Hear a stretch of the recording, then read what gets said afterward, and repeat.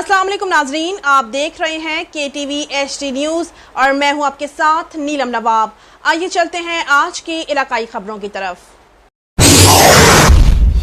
खबर शामिल करते हैं मुबारकपुर से। राव मोहम्मद नदीम की रिपोर्ट के मुताबिक Jhangra Sharqi interchange the Asia Ghee mill road के सेंटर हेड नौशहरा जदीद के मुकाम पर साइन बोर्ड ना होने की वजह से हादसात मामूल बन चुके थे। अहले इलाका ने पुरजोर एहतजाज रिकॉर्ड करवाते हुए KGTV न्यूज़ के तवसत से आला अफसरान से साइन बोर्ड लगवाने की अपील की थी, जिस पर कमिश्नर बहावलपुर और डिप्टी कमिश्नर बहावलपुर ने फौरी नोटिस लेते हुए साइन बोर्ड लगवा दिए। अहले इलाका की जानिब से आला अफसरान को खिराज तहसीन।